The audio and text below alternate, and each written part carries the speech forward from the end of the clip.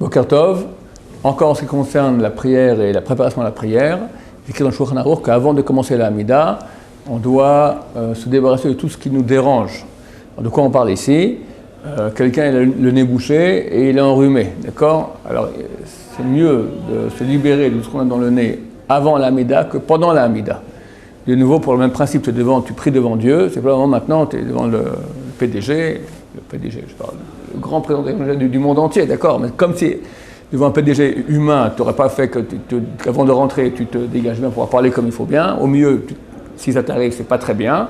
Là aussi, quand on prie avec Hachem, mieux vaut se moucher avant la prière. Idem, si quelqu'un il a des glaires dans les poumons, dans la gorge, tout bien, faire tout cela bien avant, pour pouvoir prier libre et respectueusement en face d'Hachem. Si quelqu'un il a un sidour dans lequel il manque des pages, ou bien par exemple il doit sauter à un endroit de l'Amida pour aller voir un passage qui n'est pas l'endroit où il se trouve. Il ne peut pas durant l'Amida commencer à tourner les pages, c'est pas bien. S'il n'a pas le choix, il est oublié, alors il fera un signe. Qu'est-ce qu'on lui conseille de faire d'après la halakha? De mettre un petit signe à l'autre page, comme ça, hop, d'un coup il peut tourner et pas commencer à chercher. Parce qu'a priori, on ne peut pas ouvrir les yeux durant la Hamida, et là tu es obligé d'ouvrir les yeux pour voir autre chose que le texte écrit. Si c'est pour lire le texte de ta Hamida, tu as le droit. Mais si maintenant pour voir autre chose, alors c'est quand même un problème, à moins qu'on n'ait vraiment pas le choix. Si on n'a pas le choix, quelqu'un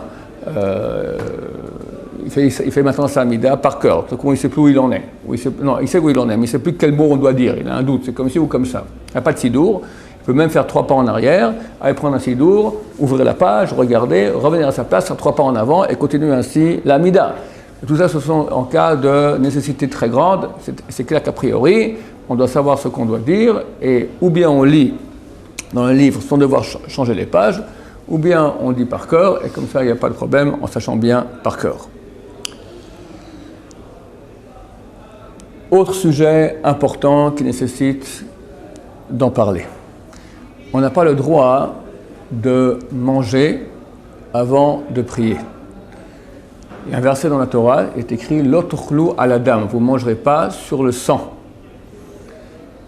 Il y a plusieurs explications à ce verset. Une explication que donne Chazal, c'est « Vous ne mangerez pas avant d'avoir prié à propos de votre sang ». Ça veut dire à propos de votre vie. Notre prière, ça nous permet de vivre. Grâce à la miséricorde de Dieu, on prie, Dieu nous donne de la vie. Comment tu vas d'abord manger? Tu t'occupes d'abord de ton corps avant de t'occuper de demander miséricorde à Hachem. Comme c'est écrit aussi à ce propos dans la Gemara, regardez celui-là, comme ça Dieu dit, d'abord tu te rends orgueilleux, tu penses à toi, et après tu me jettes toi derrière, tu me jettes moi, Hachem, derrière toi. D'accord? Donc on n'a pas le droit de manger avant la prière, qu'une personne qui est vraiment extrêmement faible, ou malade, ou vieille, et si elle ne mange pas, elle ne pourra pas prier, elle ne pourra pas se concentrer, alors on lui permet difficilement de manger. Il y a certaines communautés qui ont pris une habitude de faire carrément presque un repas, d'accord? Des gâteaux, du café au lait, des biscuits, enfin tout ce que tu veux, avant le repas, c'est interdit. C'est interdit. Pardon? De boire? J'ai dit manger, boire, on va parler tout de suite, d'accord? Manger. Tout ce qui nourrit en fait. Après du matin. Après le matin, je parle. Ah, d'accord. Après le matin, shachrit, oui. Des fois, par exemple, Shabbat, des gens, tu vas à la synagogue, des fois même, il y a un buffet avant, d'accord? Ça arrive aussi, on mange, après on va aller prier. C'est complètement interdit, cette chose-là. Au niveau de la boisson, on peut boire ce qui ne nourrit pas. C'est quoi? D'après la Rabban Shaul, le Ben Ishraï, que de l'eau ou de l'eau colorée. Ça veut dire café, thé, sans sucre. Sucrète, on autorise que c'est pas nourrissant, c'est qu'un goût de sucré, mais c'est pas, le sucre c'est déjà nourrissant. Le Rav Ovadia Yosef, il dit non, on peut même mettre du vrai sucre parce que c'est partie intégrante de la boisson. Quelqu'un qui a la crainte de Dieu prendra la vie plus marmire, si possible, et boira sans sucre. Même le Rav Ovadia Yosef, il autorise, pour quelqu'un qui est faible, de mettre un peu de lait dans le thé ou le café, bien que là déjà c'est quelque chose qui nourrit, on n'a pas le droit de boire un verre de lait avant la prière, c'est clair.